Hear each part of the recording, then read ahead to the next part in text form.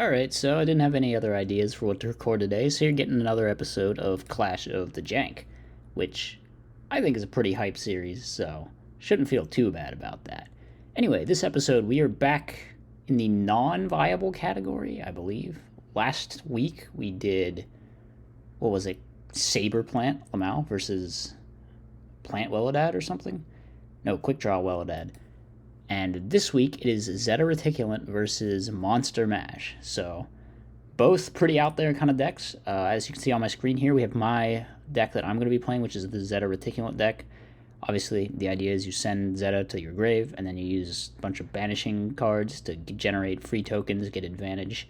Use those tokens for stuff like Caius and Destiny Hero Plasma, and get even more advantage. So pretty cool deck. A lot of fun.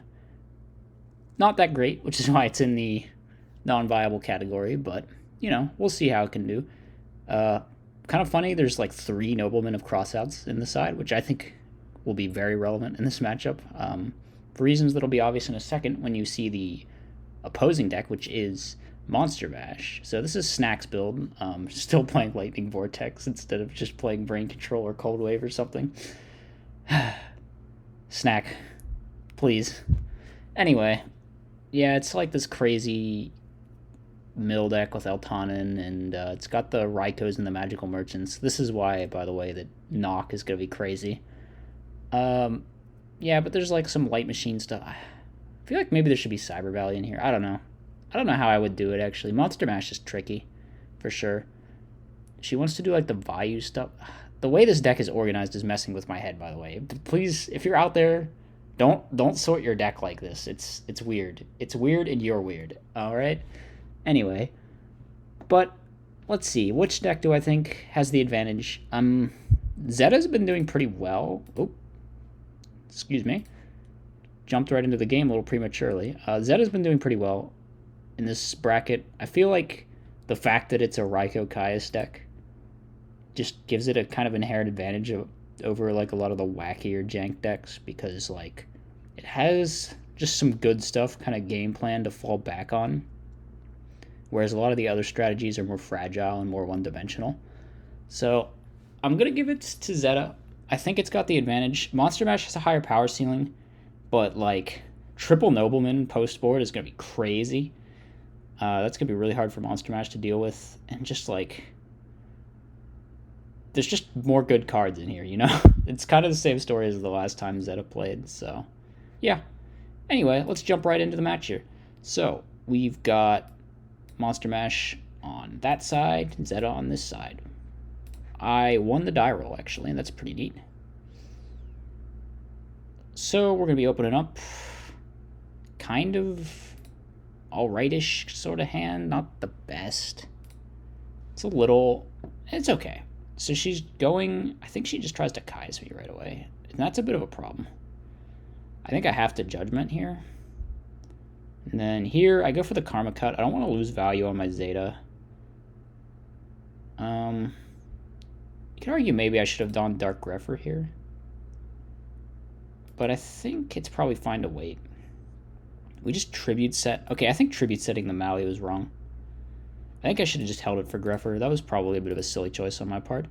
So, yeah, I'm just playing really passively here because I'm on, like, 3k life, but she's not on that many cards, and she relies on the milling to, like, get her engine going and get damage thrown on board, so I feel like maybe I'm playing a little bit too passively here. I draw Doomlord, which is... it's not great. Doomlord's kind of a meme inclusion, if I'm being honest. Probably shouldn't be in here. We go for the Trooper. Unfortunately, we don't mill a light for our Sork, but we do get to beat over the guy. Unfortunately, I did math wrong, and I'm actually just dead to the value thing here. So, kind of weird game one. We didn't draw too well. We didn't play too well either. So, yeah, yep, Nobleman, yep. Well, so much for that card. She goes for Grepher here. Attacks. It's Raiko. We go for the Grepher, send the Zeta so we can get some value out of our Caius, out of our Karma Cut. I think I might Karma Cut this main too. No, I don't. Actually, it's kind of wild that she just dads me here instead of just Trag stealing a main one. I don't know. So I get rid of the Tragodia here because I want to Brain on the Dark Arm Dragon. But then that ends up not being the way it plays out. Maybe I shouldn't have. I don't know. It was kind of awkward here. I didn't know what to commit and what to hold. Is this Altanin live? It's not. But there's like a Necroguard and a Plague that I have to worry about. So she just goes for this play. Steals my guy. I have to find a way to get lethal through Gardna. Oh, because her Plague was banished, I got a Zeta token. So that's kind of funny. But I think with Brain Control here, she is dead unless this card is Battle Fader. So, fortunately for me, it is not, and we are going to a deciding game number 3. Yeah, that game really showcased just the power of the Nobleman. I mean, Knock sets back the Monster Mash deck so much since they really rely on, or they really have trouble with momentum if it's all monster deck. You know, you can only normal summon once per turn, so. It's like you set a guy hoping to get some setup and then just donk. It's gone. Here we just go for the Dust Shoot right away. She plays around Gores here. I maybe should have just dropped it right away on this attack. Because I feel like just getting it into play for Caius is more important. You know? Or just getting into play, period, was more important. Because now I'm in an awkward spot where I might get really low on life. So she goes really in here and just tries to attack for game. Which, I mean, this was never going to work. Like, there's a back row and a Gores, so unfortunate.